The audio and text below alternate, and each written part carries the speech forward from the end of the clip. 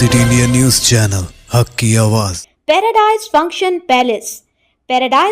Palace Mahbubnagar मुस्तखर के Congress party दफ्तर में मुनाकिदा सहाफती कॉन्फ्रेंस से टीपीसीसी तर्जुमान कलवा सुजाता ने खिताब करते हुए बीजेपी उम्मीदवार डीके अरुणा को शदीद तनकीद का निशाना बनाया। कलवा सुजाता ने कहा कि डीके अरुणा को सियासी जिंदगी की भीख कांग्रेस ने दी है। कांग्रेस ने डीके अरुणा को 2 मरतबा वजीर का ओहदा देकर इज्जत बख्शी थी। उसी का नतीजा है कि बीजेपी में कौमी नायब सदर का ओहदा तुम्हें हासिल हुआ है। डीके अरुणा इस बात को जहन नशीन कर ले। डीके अरुणा का ये कहना कि चीफ मिनिस्टर रेवंत रेड्डी या खातून की इज्जत की परवाह किए बगैर तबसरा कर रहे हैं, लेकिन डीके अरुणा कभी खवातीन का ख्याल भी की हैं? मणिपुर में खवातीन पर हुए जुल्म के खिलाफ डीके अरुणा ने कभी आवाज़ क्यों नहीं उठाई, जबकि मणिपुर में हुए जुल्म ने मुल्क को तमाम दुनिया के सामने नीचा कर दिया। उस वक्त आप क्या खातून नहीं थी? आज खातून होने का तुम्हें याद आया है। कलवा सुजाता ने कहा कि हम आवाम से हमारी कारकर्दगी की बुनियाद पर वोट मांग रहे हैं। आपकी कारकर्दगी और वजीर आज़म नरेंद्र मोदी ने तेलंगाना और महबूबनगर के लिए क्या किया है वो बताकर वोट मांगे। डीके अरुणा गुज़िश्ता 5 साल से बीजेपी में कौमी नायब सदर के ओहदे पर फायज रहीं। इस दौरान डीके अरुणा तेलंगाना रियासत और महबूबनगर के लिए क्या किया है, आवाम को बताएं। కాంగ్రెస్ పార్టీ అభ్యర్థి పార్లమెంట్ అభ్యర్థి అయినటువంటి శ్రీ వంశీ చందర్ రెడ్డి గారు నామినేషన్ వేయడం జరిగింది। పార్లమెంటు సాక్షిగా పార్లమెంటు హెడ్ క్వార్టర్స్ అయినటువంటి మహబూబ్ నగర్లో పెద్ద ఎత్తున వేల మందితో ముఖ్యమంత్రి గారి ర్యాలీతో అలాగే ముఖ్యమంత్రి గారి సమక్షంలో మరి ఇద్దరు పాలమూరు బిడ్డలు నామినేషన్ వేయడం జరిగింది। ఆ నామినేషన్కి తట్టుకోలేనటువంటి పరిస్థితిలో ఈరోజు ఇందాక డీకే అరుణమ్మ ప్రెస్ మీట్ పెట్టి కాంగ్రెస్ మీద అవాక్కులు చెవాకులు మాట్లాడుతుంది। డీకే అరుణమ్మ గారికి ఒకసారి మరి ఇప్పుడు బీజేపీ అభ్యర్థి తను ఒక మహిళగా గౌరవిద్దాం, మహిళగా తనకిచ్చేటటువంటి విలువను కూడా ఇద్దాం। కానీ రాజకీయంగా వచ్చినప్పుడు మగవాళ్ళైతేంది ఆడవాళ్ళైంది, ఒక్కసారి పబ్లిక్గా మనం వచ్చినప్పుడు అందరం సమానమే కదా, మరి తనకెందుకు అంత ఉల్కో నాకు అర్థం కావట్లేదు। నిన్న జరిగినటువంటి సభ సక్సెస్ అయిన తీరులో చూసి తను తట్టుకోలేనటువంటి పరిస్థితిలో కాంగ్రెస్ అభ్యర్థుల మీద, ముఖ్యమంత్రి గారి మీద, ముఖ్యంగా కాంగ్రెస్ పార్టీ మీద ఎప్పుడు అక్కసే తనకి ఆనాడు మంత్రి పదవినిచ్చి 2 సార్లు మంత్రి పదవినిచ్చి కాంగ్రెస్ నిన్ను గౌరవించింది। ఇందాక నువ్వు మాట్లాడినటువంటి మాటలు గుర్తు చేస్తున్నారన్నమ్మ, నువ్వు ఒక మహిళగా క్యాబినెట్లో కూర్చోబెట్టింది కాంగ్రెస్ పార్టీ, నీకు ఈరోజు అధ్యక్షురాలిగా దేశానికి అధ్యక్షురాలిగా అయినవంటే ఆనాడు కాంగ్రెస్ ఇచ్చిన గౌరవంతోనే ఈరోజు పార్టీ మారిన నీకు ఒక గౌరవం దక్కింది అని అంటే అది కాంగ్రెస్ పార్టీ ఇచ్చినటువంటి నీకు ఫస్ట్ గౌరవం ఇస్తేనే నువ్వు అందెలుగా ఎదిగి ఈరోజు ఒక స్థాయికి చేరుకున్నావు। అది భిక్ష పెట్టింది కాంగ్రెస్ అనే మర్చిపోకు తల్లి, ఒక్కసారి గుర్తు చేసుకొని గత చరిత్ర। నువ్వు మాట్లాడే మాటలకి చేసే చేష్టలకి ఎక్కడ కూడా పొంతనే ఉండదు। అహంకారం నీ ఇంటి పేరు, తర్వాతనే నీ పేరు। మరి అహంకారంగా నువ్వు మాట్లాడేటటువంటి మాటలకి నువ్వు మహిళ అని చెప్పుకుంటున్నావు, ఏనాడైనా మహిళకు గౌరవించినవా తల్లి? అంతెందుకు దేశవ్యాప్తంగా మహిళలకు జరిగినటువంటి అవమానాలలో నువ్వు ఏనాడన్నా కేంద్రం మీద పోరాటం చేసినవా, ఒక్కరోజన్నా మాట్లాడినవా అని అడుగుతున్నా నేను। మణిపూర్లో దేశం మొత్తం కాదు ప్రపంచమే తలదించుకునే విధంగా మహిళలకి నడి రోడ్డు మీద నగ్నంగా ప్రదర్శన చేసి మానభంగాలు చేసి చంపినప్పుడు నీ నోరు ఎక్కడ పోయింది? నువ్వు ఆనాడు మహిళవని గుర్తు రాలేదా? లేకపోతే అవతల చనిపోయినటువంటి మానభంగం జరిగినటువంటి మహిళల్ని గుర్తు రాలేదా? మహిళ అనేది అసలు చిరునామాగా కూడా నీకు గుర్తు రాలేనటువంటి నువ్వు ఈరోజు ఒక మహిళగా మరి పోటీ ఎందుకు చేస్తున్నావు? మహిళ మీద అంత అక్కస్సు అన్నప్పుడు నువ్వు ఢీకొంటున్నావు రాజకీయంగా, అదే మాట్లాడు చెల్లుతుంది నీకు। మహిళ మీద అక్కస్సుతోని ఒక మహిళ ఆడబిడ్డ అని కూడా చూడకుండా ఇష్టం వచ్చినట్లా మాట్లాడుతున్నాడు రేవంత్ రెడ్డి, ఇష్టం వచ్చినట్లా కాంగ్రెస్ పార్టీ మాట్లాడుతుంది అంటే బరాబర్ మాట్లాడతారు। రాజకీయం అన్నప్పుడు రాజకీయంతో ఎదుర్కో దమ్ముంటే నువ్వు మోదీ చేసిన అభివృద్ధిని తీసుకొని వచ్చి మాట్లాడు। గతంలో కాంగ్రెస్ ఏం చేసిందో మేం చెప్తున్నాం, ఇప్పుడు కాంగ్రెస్ ఏం చేసిందో 120 రోజుల పరిపాలనలో మేము చెప్తూ మేము ఈరోజు ఓటు అడుగుతున్నాం। మరి నువ్వు అభివృద్ధి చేసింది ఏంది? నువ్వు 5 ఏళ్లుగా బీజేపీలో ఉన్నావు, ఈ పాలమూరు బిడ్డలకి ఒక్కటంటే ఒక్కటి ఏమన్నా జాతీయ స్థాయిలో మీ పార్లమెంటుకి ఏదన్నా ₹1 అన్నా ఫండ్ తెచ్చినవా అని అడుగుతున్నా। పోనీ ఆడపిల్లలకు కావాల్సినటువంటి గౌరవం ఏదన్నా తీసుకొని వచ్చినవా? చదువు విద్య కోసమే కానీ, వైద్యం కోసమే కానీ, లేకపోతే ఉద్యోగం కోసమే కానీ ఉపాధి కోసం కానీ ఏమన్నా కల్పితం చేసినవా ఈ పాలమూరులో? మరి నువ్వు ఎట్లా ఆడపిల్లాన్ని నీవు కితాబిచ్చుకొని మాట్లాడతావు? ఆడపిల్లల గురించి నువ్వు ఈరోజు అది వచ్చిర్రా నీకు? నువ్వు పోటీ చేస్తున్నావు కాబట్టి తెలంగాణలో ఉన్న 51% మహిళలు ఈరోజు గుర్తొచ్చిర్రా నీకు? మీ ప్రధానమంత్రిని ప్రశ్నించలేకపోయినావు, ముఖ్యమంత్రిని ప్రశ్నించేటప్పుడు ఆడ ఉత్తరప్రదేశ్లో మహిళలు చచ్చిపోయినప్పుడు అడగలేవు. ఆనాడు మణిపూర్ తగలబడుతుంటే ఈడ ప్రచారానికి వచ్చినటువంటి కర్ణాటకలో ప్రచారానికి వచ్చిన ప్రధాని అడగొద్దా? మాకు సిగ్గుపోతున్నది, మా మహిళలు ఆడ తగలబడుతుంటే నువ్వు వీడొచ్చి ప్రచారం చేస్తున్నావు, కనీసం ఒక్క స్టేట్మెంట్ అన్న ఇయ్యండి అని. కనీసం మీ ప్రధాని దాకా అంతెందుకు, ఈడున్నటువంటి ఒక కేంద్ర మంత్రి ఉన్న కిషన్ రెడ్డికి ఒక్క మాట చెప్పకపోయినావు, ఒక్క స్టేట్మెంట్. ఈ ఆడపిల్లలు ఎవరైనా ఒక్కటే, ఏ ప్రభుత్వం ఉన్నా ఆడపిల్లలకు దక్కాల్సినటువంటి గౌరవం దక్కాలని ఒక్క మాట మాట్లాడలేదు. ఆ రోజు నోట్లకి ఎందుకో ప్లాస్టర్ వేసుకున్నారు. ఈరోజు ఆడమేమని గుర్తెట్లు వచ్చిందమ్మా నీకు? దొరసాని అంటే ఈమెకు చాలా కోపం వచ్చిందంట. ఏమవుతుంది, తెలంగాణ యాస భాషలో దొరసానినే అంటారు, దొర పెళ్ళాన్ని దొరసాని అంటారు, దొర బిడ్డని దొరసాని అంటారు. తప్పేమున్నది? నేను వ్యవసాయం చేసిన కుటుంబం, మాది రైతు కుటుంబం, నేను దొరసాని కాదు అంటే అఫ్కోర్స్ కాకపోవచ్చు. ఏమి ఎవరికైనా పోతా ఉంటే ఏమ్మా దొరసాని అని పిలుస్తారు. అయితే అది తప్ప? ఇంకా నిన్ను గౌరవించింది తెలంగాణ భాషలో కాంగ్రెస్ పార్టీ, నిన్ను గౌరవించింది. నీకు ఇంకా బూతులు తిట్టలేదు, గుర్తుంచుకో. నువ్వు చేసినటువంటి విషయాన్ని చాలా, నువ్వు అంతెందుకమ్మా నీ సొంత నియోజకవర్గంలో ఎంతమందికి ఇబ్బంది పెట్టినావో తెలియదా తెలంగాణ ప్రజలకి? మంత్రిగా ఉన్నప్పుడు దొంగసారా కాసి మీ ఆయన మీరు దొంగ వ్యాపారాలు చేసుకున్నది తెలియదా అమ్మ? ఎంతమంది ఆ రోజు ఎంతమంది పుస్తలు తగినాయి, ఆడపిడ్డల పుస్తలు తగినాయో నీకు యాద రాలేదా? కల్తీ కళ్ళు దాగి ఎంతమంది బలైపోయి ఉండొచ్చు, ఎంతమంది ఆరోగ్యాలు పాడైపోయి ఉండొచ్చు.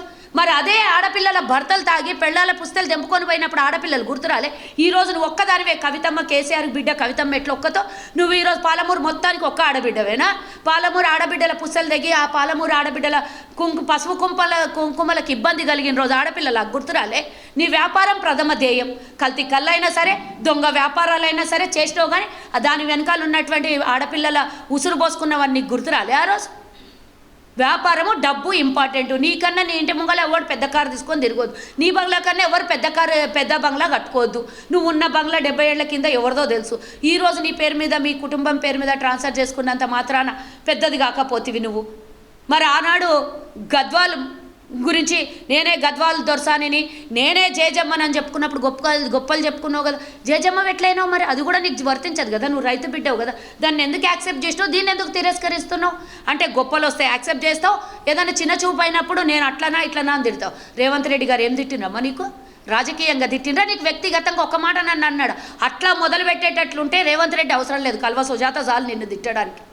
నువ్వు కాంగ్రెస్కు ద్రోహం చేసిపోయినావు, కాంగ్రెస్కి అన్యాయం చేసిపోయినావు, పదవులు అనుభవించి కాంగ్రెస్ కష్టాల్లో ఉంటే ఉరికిపోయినావు పార్టీని విడిచిపెట్టి. సోనియా గాంధీ ఇచ్చిన తెలంగాణని అవమానించి నువ్వు పార్టీని, సోనియా గాంధీని అవమానించి పార్టీలకే వెళ్ళిపోయాను. అప్పుడు సోనియా గాంధీ తల్లి ఆడపిల్లలాగా యాద రాలేదమ్మా నీకు? మరి ఈరోజు మాట్లాడుతున్నావు ఆడపిల్ల మాట్లాడితే ఆడపిల్ల అంటున్నావు. దేనికి ఆడపిల్ల? రాజకీయంగా వచ్చినావు, మగ ఆడ ఒకటే, తేడా లేదు, అది గుర్తుంచుకో. ఇంకా మగవాళ్ళు అంటే వేరే యాంగిల్లో ఉంటుండే ఆన్సర్లు మీకు మా నాయకులు మాట్లాడేది. ఒక్కటి అడుగుతున్నమ్మా, ఇన్ని మాట్లాడుతున్నావు, చేనేత వస్త్ర పరిశ్రమలు ఉన్నాయి నారాయణఖేడ్లో కానీ, నారాయణపేటలో కానీ, ఈ గద్వాల్లో కానీ ఉన్నాయి. దాని మీద ఆడబిడ్డల కుటుంబాలు ఎంతమంది నేతనేస్తున్నారో ఆడబిడ్డలు తెలియదమ్మా? మరి ఈరోజు 12% కేంద్రం ఈరోజు దాని మీద వసూళ్లు చేస్తుంది, 12% మరి ట్యాక్స్ విధిస్తుంది. దాని గురించి ఎందుకో నోరెత్తి మాట్లాడలేవు. అప్పుడు ఆడపిల్లలు గుర్తురాలే? ఆడపిల్లల సంసారాలు గుర్తురాలే నీకు? పేదల బతుకు మీద రాళ్ళు కొట్టి, పేదల బతుకు మీద బురద చల్లి, పేదల బతుకులు అన్యాయం చేసి, పేదల కుటుంబాలు అన్యాయం అయిపోయినప్పుడు ఆడపిల్లలు గుర్తురాలే? నువ్వెట్లా ఆడపిల్లవైతావు? నీ జిల్లాలో కానీ నీ రాష్ట్రంలో కానీ ఆడపిల్లలకు అన్యాయం జరిగినప్పుడు ఏనాడన్నా గొంతెత్తి మాట్లాడినటువంటి నువ్వు ఈరోజు ఆడామేమని గుర్తొచ్చిందా నీకు? నేను అడుగుతున్నా నీకు సమాధానం. ఒక్కదానికి ఆన్సర్ చెప్పు. రేవంత్ రెడ్డి గారు నిన్న అడిగినటువంటి మాటలకు నువ్వేంటో మహబూబ్ నగర్ చౌరస్తాకు రమ్మన్నావు కదా. రేవంత్ రెడ్డి అవసరం లేదు, నేను వస్తా, నా దగ్గర పేపర్ ఎవిడెన్స్లు ఉన్నాయి, పట్టుకొని వస్తా నీ దగ్గరికి రా, ఏడ సవాల్ చేద్దామరా. రేవంత్ రెడ్డి గారు ముఖ్యమంత్రి 5 సార్లు వచ్చిపోయిన భయం పట్టుకున్నదంట. రేవంత్ రెడ్డి ముఖ్యమంత్రిగా ఈ పాలమూరు జిల్లా వాసిగా 5 సార్లు కాదు 50 సార్లు వచ్చిపోతాడు. నీకు నొచ్చింది ఏంటి? నీకు బాధ ఏంటి? సొంత పుట్టుగా పుట్టినటువంటి జిల్లాను ఆదమరిస్తే ఆయన ఎవరు? మోదీ. నువ్వు చెప్పుకునేటటువంటి మోదీ గుజరాత్ తీసుకొని పోయి తెలంగాణ ప్రజలంతా పైసలంతా మేము కట్టిన ట్యాక్సులలో 14% మాకు ఇవ్వకుండా 14% ఇచ్చి మిగతాదంతా ఆయన రాష్ట్రాలకు తీసుకొని పోయి మా కష్టం అంతా తీసుకొని పోయి పెడుతున్నాడు. మరి అది ఎట్లా అంటావు? గుజరాత్కి ఉత్తరప్రదేశ్కి పెడుతున్నాడు. ఎందుకు సౌత్ రాష్ట్రాలు ఆయన గుర్తొస్తలేవా? అడగవెందుకో? ముఖ్యమంత్రి జిల్లాకు వచ్చిపోతే నీకు భయం పుట్టుకున్నది. ఫస్ట్ ఆఫ్ ఆల్ అది భయం నీకు. మేము వచ్చిపోతే నీ ఓటు బ్యాంకు నీకు భద్రంగా ఉన్నప్పుడు మేము 100 సార్లు రాని నీకు వచ్చిన నొప్పేంది? 100 సార్లు కాదు, 50 సార్లు కాదు, వస్తారో పోతారో వాళ్ళ ఇష్టం. అది మా రాజకీయం, మా పార్టీ, మా ఇష్టం. దాని గురించి ఎందుకు మాట్లాడతావు? నువ్వేం చేయబోతున్నావో, మీ ప్రభుత్వం ఏం చేసిందో గతంలో 10 ఏళ్ల నుంచి అదే అభివృద్ధి గురించి చెప్పుకొని రాజకీయాల్లో ఓటు అడుగు. నువ్వు దమ్ముంటే అది రాదు. మాట్లాడితే మతాల మధ్యలో చిచ్చు పెడతావు, మాట్లాడితే ప్రభుత్వాన్ని తిడతావు, మాట్లాడితే ముఖ్యమంత్రిని తిడతావు, మోదీని వెనకేసుకొచ్చుకొని ఇది మాట్లాడుతావు. మోదీని చూసి ఓటేయాలంట. రేపు పొద్దున పాలమూరుకి రోజు మీ మోదీ వచ్చి మాకు అడిగినవన్నీ చేసిపోతాడా? నీకు ఓటేస్తే రేపు పొద్దున పాలమూరు బిడ్డలకి ఈరోజు ముఖ్యమంత్రి ఈ నియోజకవర్గం నుంచే ఏమైనా కావాలంటే మా దగ్గరకు వస్తే బారా దర్వాజా కుల్లా 24 గంటలు ఉంటుంది. మా ఇంటికి ఎవరైనా తలుపు తట్టొచ్చు, మా ఇంటికి వచ్చి ఎవరైనా సమస్యలు చెప్పుకోవచ్చు. మేము అందరి సమస్యలు తీర్చని రెడీగా ఉన్నాం. మీ మోదీ మా పాలమూరు బిడ్డల సమస్యలు తీరుస్తాడా? ఈ 10 ఏళ్ల నుంచి ఏం చేయనోడు నువ్వు వచ్చి ఈరోజు గెలిస్తే ఏమైనా చేస్తారా? నీకు ఎందుకు ఓటేయాలి ఫస్ట్ అడుగుతున్నా నేను. నీకు ఓటు అడిగే అర్హత నీకెక్కడిది? నీకెందుకు ఓటేయాలి? పాలమూరు బిడ్డలు మా గ్యాస్ 1200 చేసినందుకు ఓటేయాలనా? పెట్రోల్ ధర 110 చేసినందుకు ఓటేయాలనా? లేకపోతే డీజిల్ ధర 100 రూపాయలు చేసినందుక? వంట నూనె 170 రూపాయలు చేసినందుకు ఓటేయాలనా? బియ్యం బస్తా 6000 చేసినందుకు ఓటేయాలనా? ఆనాడు 54 రూపాయలు ఉంటే ఈరోజు 100 రూపాయలు చేసినావు. ఆ రోజు 62 రూపాయలు ఉంటే 110 చేసినావు. ఆ రోజు 2000 బస్తా ఉంటే ఈరోజు 6000 రూపాయలు చేసినావు. ఏ దానికి ఓటేయాలి? దేశం లోపల మత కల్లోలాలను సృష్టిస్తున్న మీ పార్టీకి దేనికి ఓటేయాలి? ట్యాక్సులు విధిస్తున్నందుక చిన్న చిన్న వ్యాపారస్తులంతా రోడ్డు మీద పడ్డారు. ట్యాక్సులు కట్టలేక చిన్న చిన్న వ్యాపారస్తులు దెబ్బతింటున్నారు. వాళ్ళకు అండగా నిలబడ్డావో వ్యాపార కుటుంబాలకు నువ్వేమన్నా చిన్న చిన్న వ్యాపారస్తులకు పోనీ కూలీ నాలి చేసుకునేటోళ్ళకి ఏమన్నా డబుల్ ఆదాయం పెంచిండా? ఏమో చెప్తుంది 528 రూపాయలు గ్యాస్ అంటే ఉజ్వల ప్రగతి కింద ఇచ్చిర్రట. చూపి అమ్మనా తెలంగాణలో మేము ఇంతమంది ఉన్నాం. ఎవరికన్నా పేదోనికి రేషన్ కార్డు ఉన్న ఉజ్వల స్కీమ్ కింద ఎవరికైనా 528 రూపాయలకు తెలంగాణ లోపల అడుగు. నేను దేశం మొత్తం ప్రశ్నిస్తలేను, కేవలం తెలంగాణలో అది కూడా వద్దు, పాలమూరులోనే అడుగుతున్నా నేను. ఎవరికన్నా 528 రూపాయలకు గ్యాస్ వస్తుందా అడుగుదాం. మా గ్యాస్ గురించి ఆమెకేమో ప్రశ్నలు అంటే ఇస్తలేమంట, దొంగ హామీలంట. కాంగ్రెస్ ఇంతవరకు 100 రోజుల్లో పూర్తి చేస్తా అన్న హామీల్ని నెరవేర్చలేదంట. ఏడున్నావు? కళ్ళు మూసుకొని నిద్రపోతున్నా. మొన్నెప్పుడో ప్రశ్న వేసినావు, నేను జాతీయ ఉపాధ్యక్షురాల్ని, నేనేం అధికారంలో లేను, నాకు అభివృద్ధి అని అడుగుతాడు రేవంత్ రెడ్డి. నేనేం చేయాలి అని అడుగుతాడు అన్నావు. మరి కేంద్రంలో అధికారంలో ఉన్న మీరు ఒక జాతీయ ఉపాధ్యక్షురాలుగా నువ్వు పాలమూరు బిడ్డను పట్టించుకోరాని కేవలం ఒక పార్లమెంటులో 554 మంది సభ్యులు 45 మంది ఉంటే అందులో ఒక్క సభ్యురాలు పోయి నువ్వేం తెస్తావని నమ్మకం ఉన్నది రేపటి నాటికి? ఈరోజు తెలంగాణలో కాంగ్రెస్ ఉంది అధికారంలో. రేపు మా వంశీచందర్ రెడ్డి గెలిస్తే కేంద్రంలో కూడా మేము అధికారంలోకి వస్తున్నాం. రాష్ట్రంలో మేమే ఉంటాం, కేంద్రంలో మేమే ఉంటాం. ఏమైనా పాలమూరు బిడ్డకు కావాలనంటే ముఖ్యమంత్రిని అడుగుతాడు, కేంద్రంలో ప్రధానమంత్రిని అడిగి తీసుకొని వస్తాడు కేంద్ర నిధులు. మరి నువ్వు ఏ విధంగా తీసుకొని వస్తావు? మోడీ ఓడిపోతాడు, రాష్ట్రంలో మీ అధికారం లేదు. ఏ విధంగా తీసుకొని వస్తావు? ఏం చూసి ఓటేయాలి? మోదీకి చూసి ఓటేయాలి, నీకు చూసి ఓటేయొద్దా? ఇన్నేళ్లలో 5 ఏళ్ళు అయింది నువ్వు పార్టీ మారి. ఇప్పుడు కదా నువ్వు సినిమాలో కనబడుతున్నావు. 5 ఏళ్ల కింద పార్లమెంట్ అభ్యర్థిగా పోటీ చేసినావు. దాని తర్వాత ఏడమనుకున్నావమ్మా నువ్వు? 5 ఏళ్ల నుంచి ప్రజల బాగోగులు పట్టించుకున్నావా? 5 ఏళ్ల నుంచి ఏమైనా పాలమూరు బిడ్డల గురించి మాట్లాడినావా నువ్వు? ఇప్పుడు బలోమని వచ్చేసి మీడియా ముంగల మీటింగ్లల్లో పోయి మాట్లాడేసరికి నువ్వు గొప్పదానివి అయిపోయినావా? బాగా డబ్బు సంపాదించినావు కాబట్టి నీకు టికెట్ ఇచ్చారు. పేదోనికి టికెట్ ఇస్తుందా బీజేపీ? ఇస్తుందా? ఇయ్యరు వాళ్ళు. ఆడబిడ్డ అని ఎవరికి చెప్తున్నావు? నువ్వు ఆడబిడ్డలాగా ఎవరి మీద నన్ను వ్యవహారం చేసినావు? గతంలో ఎంతమంది ఈడ కష్టాలకు గురైన ఆడబిడ్డల కష్టాలు తీర్చినావా నువ్వు? మేము ఇచ్చిన హామీలు నెరవేర్చలేదు, దొంగ హామీలు అంటావా? ఏం నెరవేర్చలేదు తల్లి? ఈరోజు నువ్వు అడుగుతున్నావు, ఆడబిడ్డగా అడుగుతున్నావు. నేను ఈరోజు నా పార్టీ పక్షాన ఒక ఆడబిడ్డగా నేను అడుగుతున్నా. తెలంగాణలో 35 కోట్ల మంది ప్రజలు ఈరోజు ఉచిత బస్సు ప్రయాణాన్ని చేసిండ్రు. ఈరోజు ఎన్ని వందల కోట్లు కాంగ్రెస్ పార్టీ ఈరోజు ఆర్టీసీ గడుతోంది. ఈ ప్రయాణాన్ని సౌకర్యాన్ని కల్పించింది కాంగ్రెస్. ప్రభుత్వం నష్టాల్లో ఉన్నా, కష్టాల్లో ఉన్నా, రూపాయి ట్రెజరీలో లేకున్నా ఈరోజు ప్రజలకు ఇచ్చినటువంటి హామీని తొలి హామీగా మహిళలకి ఉచిత బస్సుని అందించింది. మీరేం చేసిండ్రు? 15 లక్షల జన్ధన్కి ఖాతా ఎక్కడ పోయిందమ్మా? ఇచ్చిన హామీలలో 100 రోజులు అడుగుతున్నాం, మీకు 10 ఏళ్ళు ఇచ్చినాం. 3600 రోజులు ఇచ్చినాం మీకు. 3600 రోజులలో నువ్వు చేసింది ఏంది తెలంగాణకి? మా తెలంగాణకు రావాల్సిన వాటా, ఉద్యోగ వాటా ఎంత? 2 కోట్ల ఉద్యోగాలు రావాలి సంవత్సరానికి, మీ మోదీ చెప్పినట్టే 2 కోట్లు ఇంటూ 10 సంవత్సరాలు 20 కోట్ల ఉద్యోగాలు, 20 కోట్లు డివైడెడ్ బై 28 రాష్ట్రాలు, 28 రాష్ట్రాలు డివైడెడ్ బై తెలంగాణ రాష్ట్రంలో పాలమూరు బిడ్డలకు రావాల్సినటువంటి వాటా ఎంత? ఒక్క ఉద్యోగమైనా ఇప్పించినవా కేంద్రం నుంచి? సెంట్రల్ ఉద్యోగం ఏదన్నా చూపి నాకు. నా వాటా నువ్వు ఈరోజు ఎవరికో తీసుకొని పోయి పెట్టి కేవలం 30-40 లక్షల ఉద్యోగాలు ఇచ్చి ఈ 10 ఏళ్లలో పూట గడుపుకున్న మీరు, అదాని అంబానీకి దోసిపెట్టుతున్న మీరు 22 మందికే దేశ సంపదని 1,40,50,000 కోట్ల మందిని 150 లక్షల 50,000 ఎంత దేశ జనాభా 142 కోట్ల జనాభా భారతదేశంలో ఉంటే దాని సంపదనంతా 22 మందికి తీసుకొని పోయి అంటగడుతున్న మోదీకి మాట్లాడవును. మళ్ళీ అబ్కి బార్ మోదీకి సర్కార్ ఎట్లా 10 ఏళ్ళు మీకు ఇచ్చినాం, ఏం చేశాను మీరు? రైతులను అరిగోస పెట్టుకొని ఆడ దేశం నడిబొడ్డు మీద ఏడుస్తుంటే యాదరాని మీకు? ఒక్కరోజు నాడు ఆడోళ్ళు కూడా కూర్చున్నారమ్మా కుటుంబ సమేతంగా. మరి ఒక ఆడబిడ్డగా పోయి వాళ్ళకేమైనా కనీసం సానుభూతి తెలిపినవా? నల్ల చట్టాలను తీసుకొని వస్తుంటే ఈరోజు మొన్నటిదాకా రైతులు ఎంఎస్పీ గురించి కొట్లాడుతుంటే ఈరోజు రైతుల గురించి కళ్ళబొల్లి మాటలు చెప్తారా? రైతుల మీద మీకు ప్రేమ ఉన్నదా? మేము ఇస్తా అన్నటువంటి 2 లక్షల రుణమాఫీ గురించి మాట్లాడతావా? మేము 15 ఆగస్టు వరకు తీర్చకపోతే అప్పుడు చెప్తుందంట.